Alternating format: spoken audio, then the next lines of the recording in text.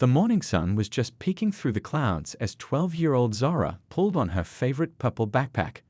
She could hear her mom in the kitchen, humming while making breakfast, the same peaceful routine they shared every school day. The smell of cinnamon toast filled their cozy two-story house, mixing with the crisp autumn air that sneaked in through the slightly open kitchen window. "Don't forget your scarf, honey. It's getting colder," her mom called out, sliding a plate of warm toast across their kitchen island. Zara grabbed a piece, stuffing it into her mouth while wrapping her bright yellow scarf around her neck. Her mom always said the scarf made her look like a ray of sunshine walking down the street. The neighborhood in Boston was what her dad called up and coming, a mix of old brick buildings and newly renovated homes. Some houses had fresh paint and manicured lawns, while others showed their age with creaking steps and weathered doors. Zara loved how every building told its own story. The walk to school usually took about 20 minutes, and Zara had her route perfectly timed.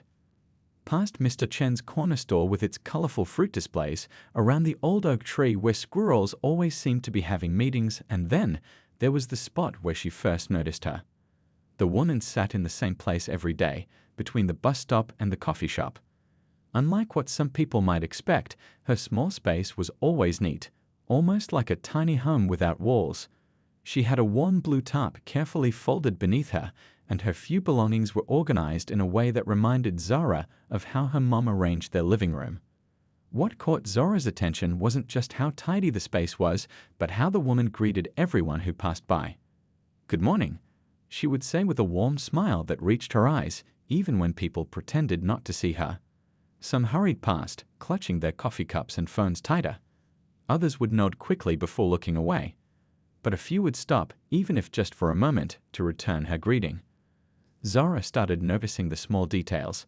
How the woman would use a small brush to sweep her space every morning. How she kept a tiny potted plant next to her, a bright red geranium that somehow bloomed despite the cold. How she would help lost tourists with directions, pointing them the right way with the same dignity as any tour guide. Living in a mostly white neighborhood, Zara's parents had taught her to be careful but kind. "People might judge you before they know you," her dad would say during their evening talks, "but that doesn't mean you stop being who you are." These words echoed in her mind every time she passed the woman, whose smile never dimmed despite how some people treated her. One morning, while other kids from her school walked by in chattering groups, Zara noticed the woman sharing her last granola bar with a stray cat. The cat, orange and scruffy, purred loudly enough for Zara to hear from several feet away. Something about that moment, the generosity of someone who had so little to give, touched something deep in Zara's heart. She thought about her own lunch money, safely tucked in her backpack's front pocket. She thought about the extra sandwich her mom always packed just in case you get extra hungry. She thought about how her grandmother always said, "Sometimes the richest people are the ones with nothing but a heart full of love." That morning, instead of just walking by, Zara slowed down. Her heart beat a little faster as she approached the woman's space, but not from fear, from the excitement of making a new friend. The woman's smile grew even warmer as Zara came closer, and somehow, Zara knew this was the beginning of something special. The city moved around them in its usual rush, cars honking, buses hissing to a stop, people hurrying to wherever they needed to be. But in that moment, time seemed to slow down. The morning sun caught the frost on the ground, making everything sparkle like tiny diamonds as Zara took her first step toward a friendship that would change not just two lives, but an entire community. The cool autumn breeze carried the scent of coffee from the nearby shop and the sound of distant church bells. Zara adjusted her yellow scarf, took a deep breath, and prepared to say hello to the woman whose dignity and kindness had captured her attention. Little did she know, this simple greeting would set in motion events that would bring unexpected challenges, surprising joys, and a powerful lesson. The morning felt different as Zara walked to school that day. Could ripple out to touch. The temperature had dropped overnight, and her breath came out in little white puffs that disappeared into the chilly air. She had woken up extra early, not because of excitement for school, but because she had a plan that made her heart feel warm despite the cold. For the past week, she had been saving her lunch money in a small tin box decorated with butterflies. Every time she passed by the woman at the bus stop, something tugged at her heart. Today, instead of her usual quick glance and smile, she had decided to do more. Her mom had noticed her packing 2 lunches that morning. "That's a lot of food for one growing girl," she said with a knowing smile, helping Zara wrap an extra sandwich. When Zara explained her plan, her mom's eyes got that soft look they always had when she was proud, but trying not to make a big deal about it. "Just be careful, baby," she said, adding an extra apple to the bag.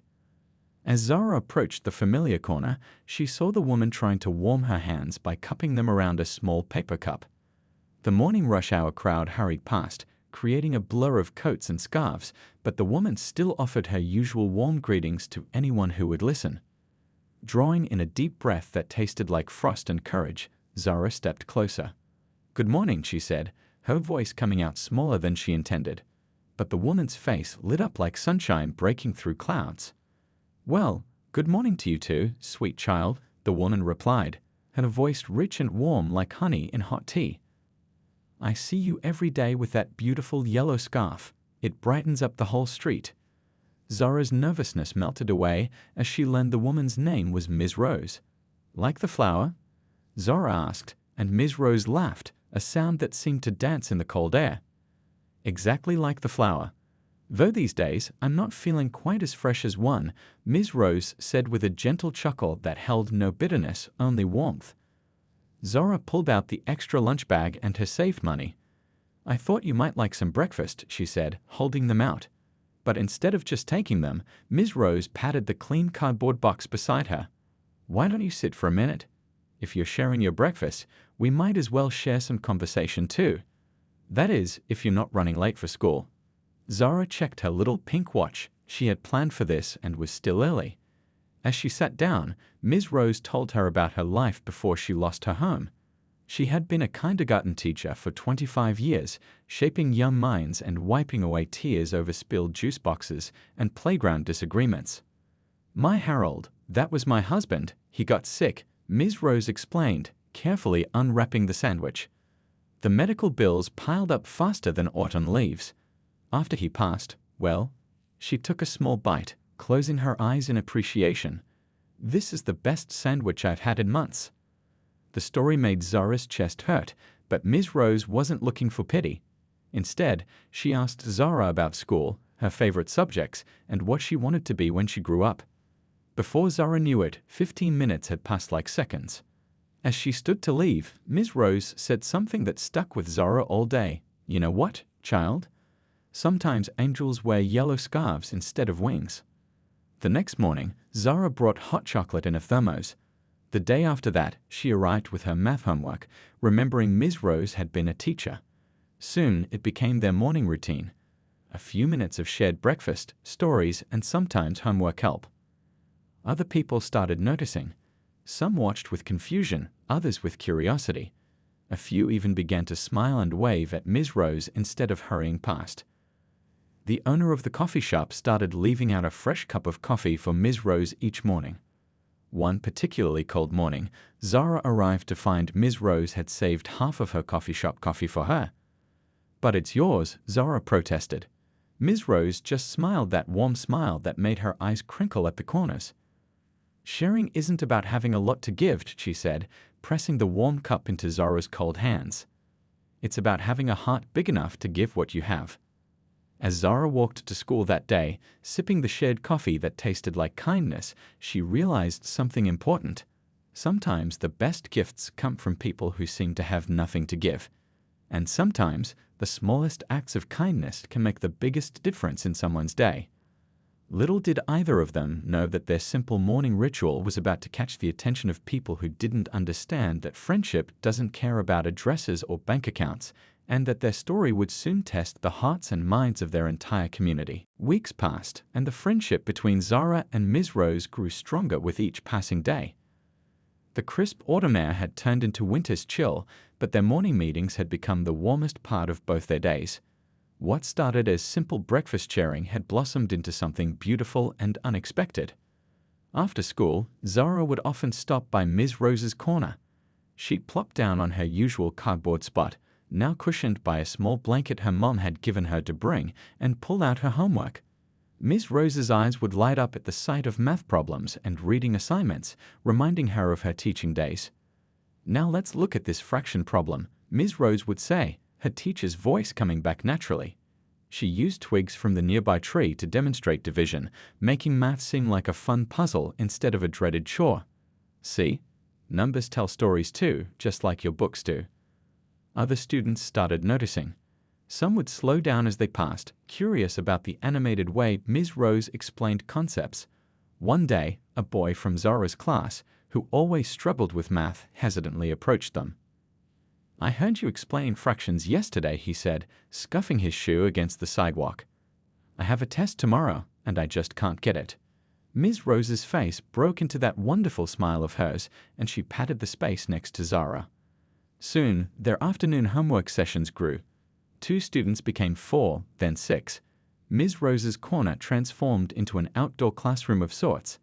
She used her old teaching tricks to make learning fun, creating rhymes for remembering rules, using stories to explain concepts, and always having an encouraging word for every student.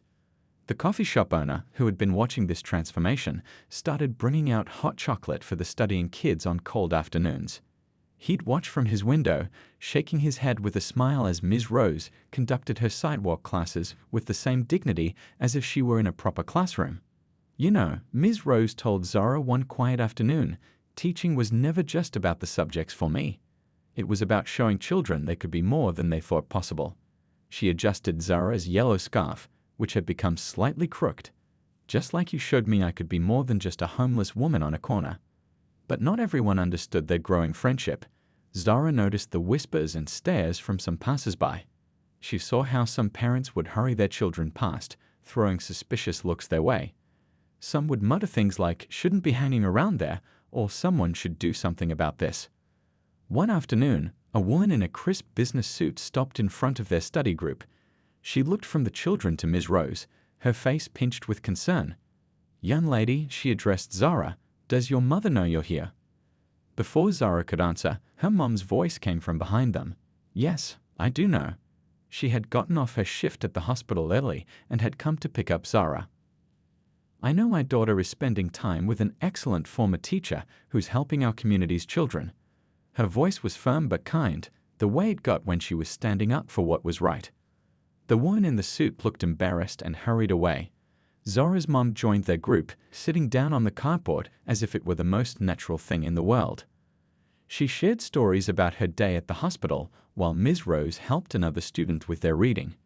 As the sun began to set, casting long shadows across their little corner classroom, Zara looked around at this unlikely group, students from different grades and backgrounds, her mom in her nurse's scrubs, Ms. Rose with her teacher's smile, and the coffee shop owner bringing out end-of-day muffins for everyone.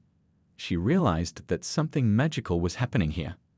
But magic, as Zara would soon learn, sometimes attracts attention that isn't always welcome. As the group grew and changed the corner's atmosphere, more eyes turned their way. Some saw the beauty in their unusual classroom, but others saw something they didn't understand, and what people don't understand often makes them uncomfortable.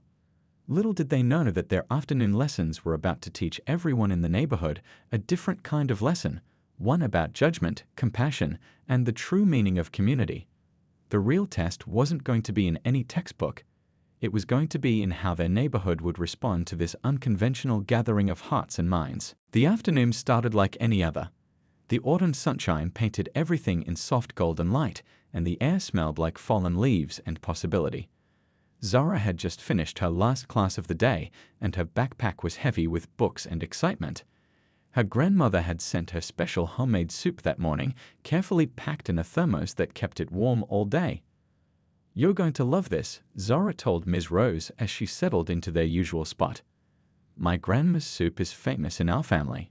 She says it can cure anything from a cold to a broken heart." She pulled out 2 paper cups and carefully poured the steaming soup, the aroma of herbs and vegetables filling the air. Ms. Rose's eyes lit up at the first spoonful. "Your grandmother must be magic," she said, savoring each sip. "This tastes like memories of better days."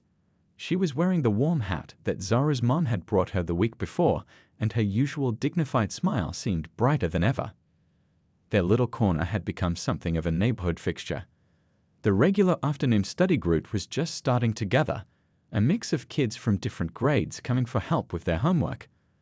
The coffee shop owner had even set up a small folding table nearby, making it easier for the students to write.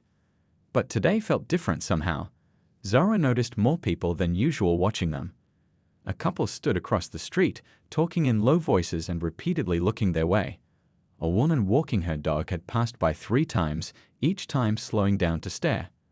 "Just focus on your work," Ms. Rose said quietly, noticing Zara's distraction. She was helping a young boy understand his science homework, explaining how clouds form in a way that made perfect sense. Her teacher's voice was steady and calm, just like always. The sound of sirens in the distance didn't immediately worry anyone. It was a city after all.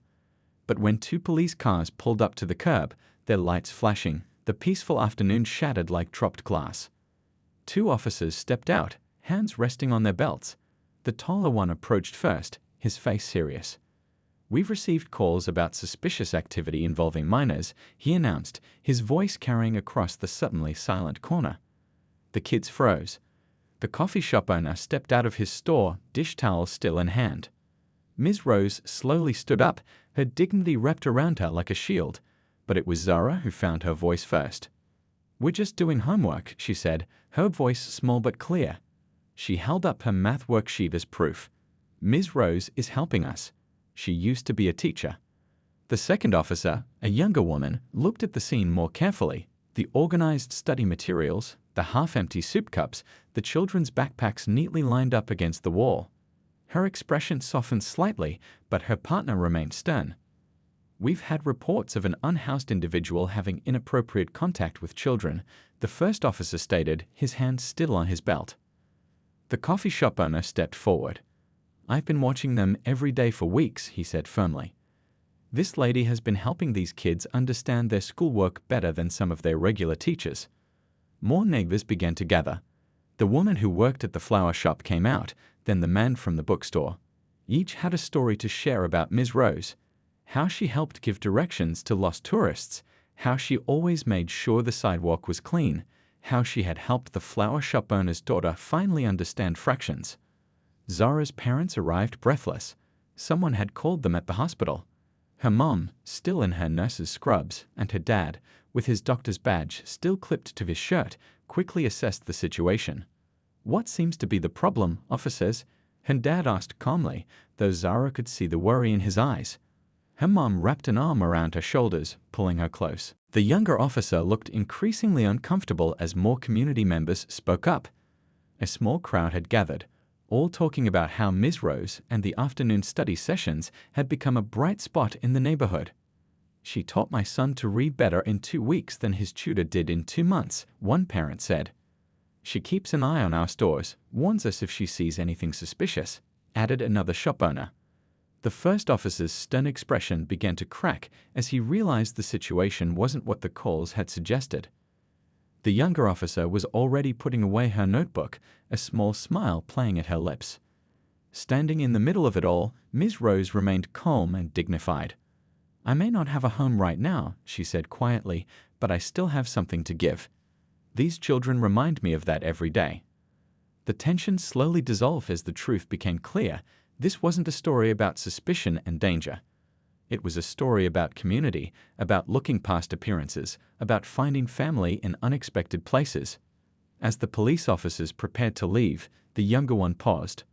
"Ma'am," she said to Ms. Rose, "have you considered applying for the teaching assistant program at the community center? They're looking for experienced educators." The afternoon sun was setting now, painting the sky in shades of pink and gold. The crowd began to disperse, but something had changed. People who had hurried past for weeks stopped to introduce themselves. The officers left their cards, not as a warning, but as an offer of help. Zara looked at Ms. Rose, worried that the incident might have scared her away. But Ms. Rose just smiled that warm, familiar smile and picked up the science textbook again. "Now," she said to the wide-eyed students who had stayed, "who still needs help understanding how clouds form?" The younger officer looked increasingly uncomfortable as more community members spoke up. A small crowd had gathered, all talking about how Ms. Rose and the afternoon study sessions had become a bright spot in the neighborhood. "She taught my son to read better in 2 weeks than his tutor did in 2 months," one parent said. "She keeps an eye on our stores, warns us if she sees anything suspicious," added another shop owner. The first officer's stern expression began to crack as he realized the situation wasn't what the calls had suggested. The younger officer was already putting away her notebook, a small smile playing at her lips. Standing in the middle of it all, Ms. Rose remained calm and dignified. "I may not have a home right now," she said quietly, "but I still have something to give. These children remind me of that every day." The tension slowly dissolved as the truth became clear. This wasn't a story about suspicion and danger. It was a story about community, about looking past appearances, about finding family in unexpected places. As the police officers prepared to leave, the younger one paused. "Ma'am," she said to Ms. Rose, "have you considered applying for the teaching assistant program at the community center? They're looking for experienced educators." The afternoon sun was setting now, painting the sky in shades of pink and gold. The crowd began to disperse, but something had changed. People who had hurried past for weeks stopped to introduce themselves. The officers left their cards, not as a warning, but as an offer of help. Zora looked at Ms. Rose, worried that the incident might have scared her away. But Ms. Rose just smiled that warm, familiar smile and picked up the science textbook again. "Now," she said to the wide-eyed students who had stayed, "who still needs help understanding how clouds form?" News travels fast in a small neighborhood, and by the next morning, the story of the sidewalk classroom had spread like wildfire. Zora arrived at her usual time, worried about how Ms. Rose would be feeling after yesterday's events. But there she was, sitting in her spot, with not just her usual smile but something new, hope in her eyes. The morning was different. People who normally rushed past now stopped to say hello. The coffee shop owner had set up a proper little table with 2 chairs, a sign reading Community Learning Corner propped against it. "Can't have our neighborhood's favorite teacher sitting on cardboard," he said with a wink. Zora's parents had spent the evening making phone calls. Her mom, still in her nursing scrubs after a long shift, had contacted the hospital's community outreach program. Her dad had reached out to fellow doctors about starting a free health clinic for the homeless. They sat with Zora at breakfast, discussing ideas, their eyes bright with purpose. "Sometimes it takes a shock to wake people up," her mom said, stirring her coffee thoughtfully. "What happened yesterday was scary, but look what it's bringing out in everyone." She was right. By afternoon, the sidewalk was buzzing with activity. Parents who had previously hurried their children past now approached Ms. Rose, asking about tutoring. The flower shop owner brought over a fresh pot of geraniums to brighten up the learning space. The local news had even sent a young reporter, who sat cross-legged on the sidewalk, listening intently as Ms. Rose explained how she'd gone from teaching in a classroom to teaching on a corner. "I lost my home," Ms. Rose told the reporter, her voice steady and dignified, "but I never lost who I am. These children," she smiled at Zora and the other students gathering for the afternoon session, "they reminded me of that."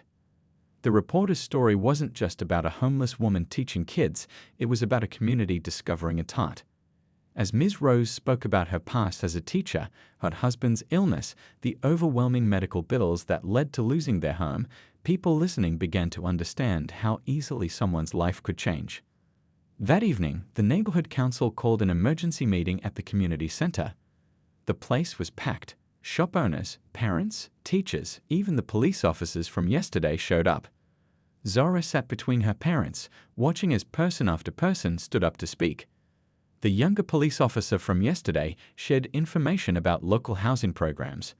The high school principal offered to let Ms. Rose use an empty classroom after school hours during bad weather. A local doctor stood up to talk about starting a medical assistance fund for families facing major health crises. But it was the coffee shop owner who really got everyone's attention. "We've been walking past Ms. Rose for months," he said, his voice thick with emotion. "Some of us saw a problem to avoid.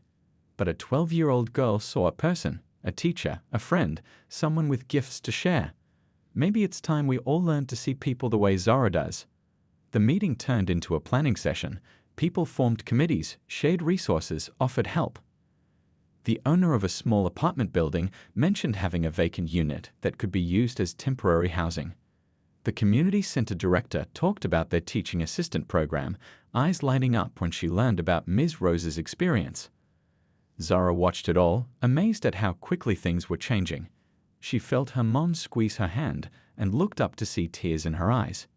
"You started something beautiful, baby," she whispered. After the meeting, people lingered, talking in excited groups.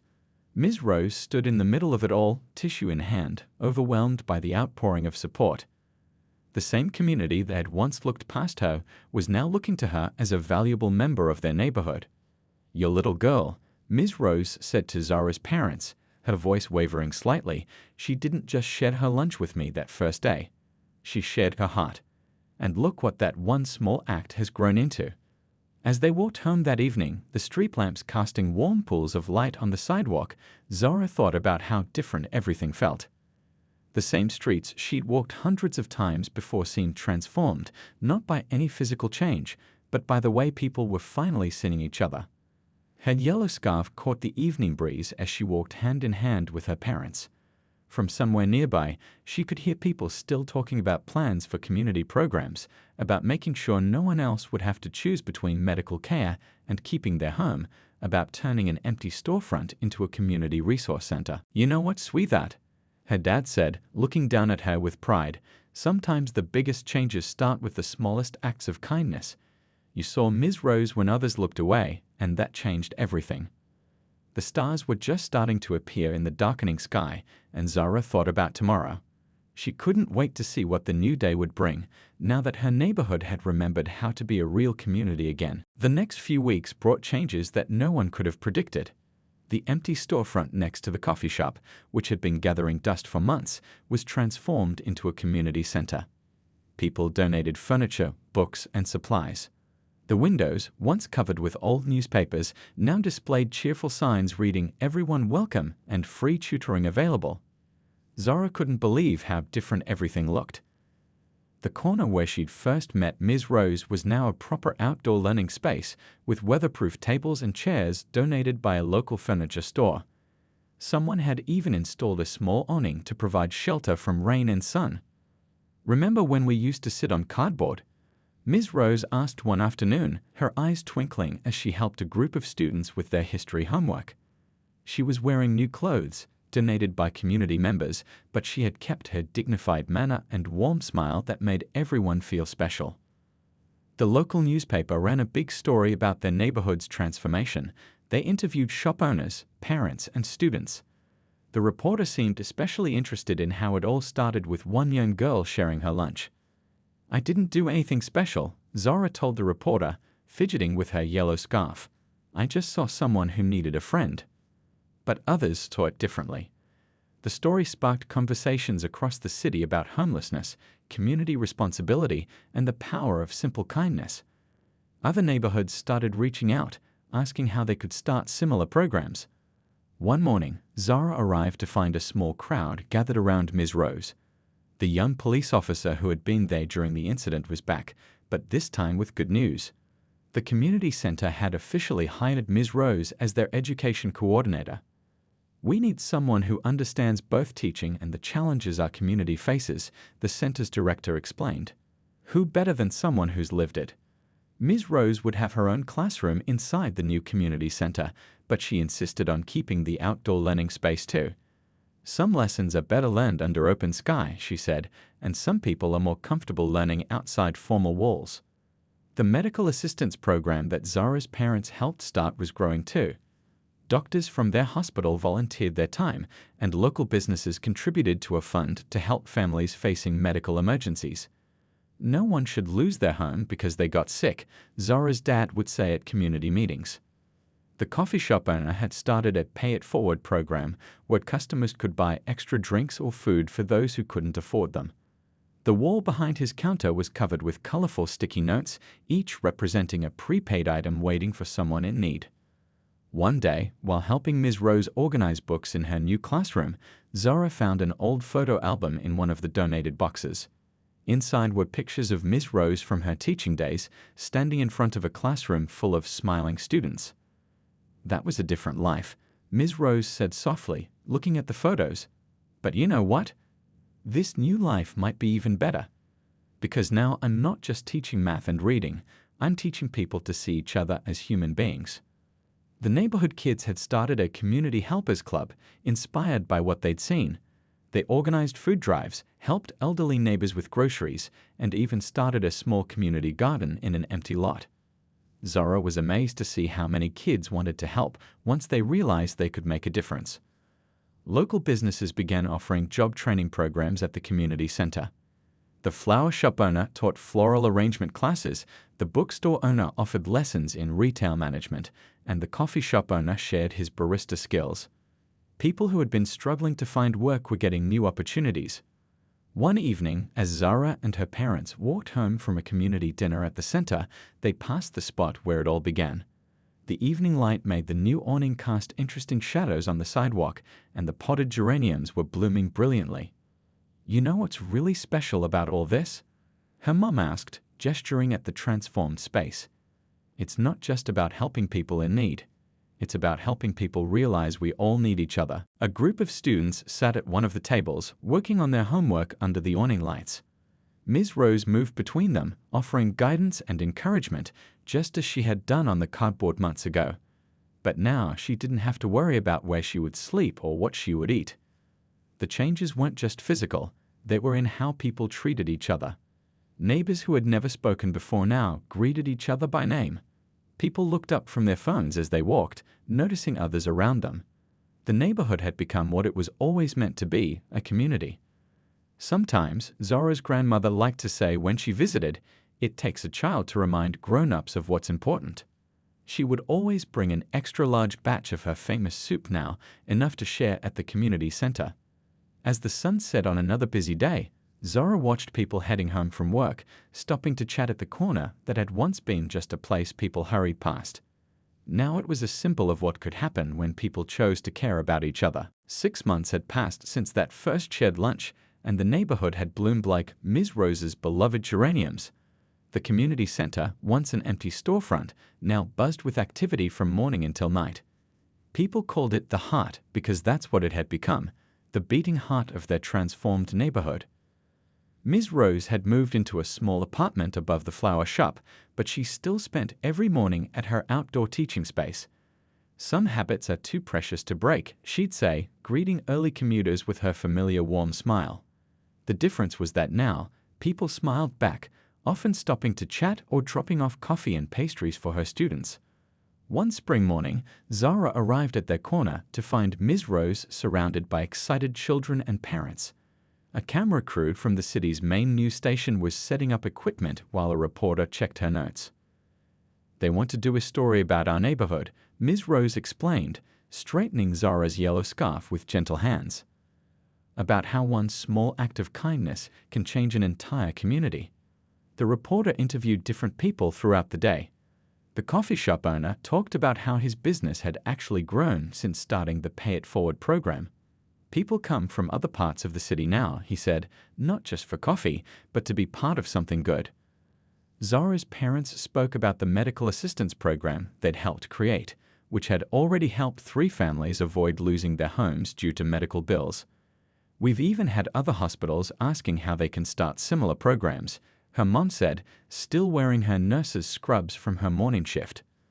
The young police officer who had been there during the incident now regularly stopped by to help with homework or just chat with the kids. "This corner has the lowest crime rate in the district now," she told the reporter. "Turns out when people look out for each other, everyone feels safer." But the most touching moment came when some of Ms. Rose's former kindergarten students, now grown with children of their own, arrived to surprise her. They'd seen the early news coverage and driven from different parts of the city to visit their former teacher. "Ms. Rose taught me to read 30 years ago," one woman said, wiping tears from her eyes. "Now she's teaching my daughter math." Some people just never stop giving. The community garden, started by the neighborhood kids, had expanded to take over several empty lots. Elderly residents taught children about growing vegetables, while teenagers helped maintain the plots. They donated extra produce to local food banks and even started a small farmers market on weekends. "Remember when you first sat down next to me?" Ms. Rose asked Zara as they watched people gathering for the evening community dinner. "I thought you were just sharing your lunch." I didn't know you were starting a revolution of kindness." The dinner was a weekly tradition now, held in the community center's main room. People brought dishes from different cultures, sharing not just food but stories and traditions. Tonight was extra special. They were celebrating the success of their first job training program graduates. 5 people who had been homeless 6 months ago now had steady jobs and apartments. One was working as a florist's assistant, another had become a certified barista, and 3 others had found positions through the community center's job network. "Next week, I start my new job," one of them announced, standing up with tears in his eyes. "Not just any job. I'm going to be a teaching assistant at the elementary school. Ms. Rose helped me remember that I used to work with kids before things got bad. She helped me believe in myself again." Zara sat between her parents, her grandmother's famous soup warming the bowl in front of her.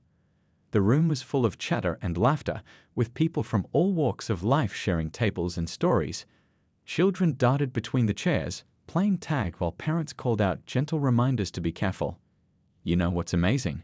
her dad said, watching the scene with proud eyes. "None of this would have happened if you hadn't been brave enough to take that first step. You saw someone in need and didn't look away." The evening sun streamed through the windows, catching the dust motes in golden light.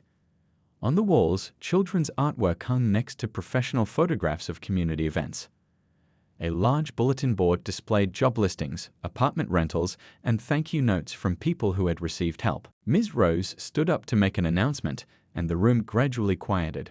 "6 months ago, I was invisible," she said, her voice strong and clear. "People walked past me like I was part of the sidewalk. Then a young girl with a yellow scarf saw me, really saw me. She reminded me that I was still a teacher, still had something to give. And look what that reminder has grown into." She gestured around the room at the diverse group of people who had become a true community. "We talk about teaching children, but sometimes they teach us. They teach us to see with our hearts, to act with courage, to believe in the power of small kindnesses." As the evening wound down, people lingered, helping to clean up and making plans for upcoming events. The news crew had long since packed up their equipment, but the real story wasn't something that could be captured in a few minutes of footage. The real story was in the way the flower shop owner saved wilted bouquets for the community center tables. It was in how the bookstore now had a special section of teaching materials that Ms. Rose could use for free. It was in the coffee shop's wall of sticky notes, each representing a prepaid item for someone in need. Walking home that evening, Zara looked up at the stars appearing in the darkening sky. Her yellow scarf caught the breeze, and she smiled, remembering that first morning when she decided to share her lunch with a stranger. "You've started something beautiful," her mom said, squeezing her hand. "Something that will keep growing and touching lives long after today." And she was right. The neighborhood had transformed from a place where people hurried past each other to a place where they stopped to help, to share, to care. It wasn't just about feeding the hungry or housing the homeless anymore. It was about recognizing the humanity in each person, about building a community where everyone had something to give and everyone had something to learn. As they reached their front door, Zara could still hear the distant sounds of laughter from the community center. Tomorrow would bring new challenges, new opportunities to help, new chances to show kindness. But now they would face them together as a community that had learned to see with their hearts.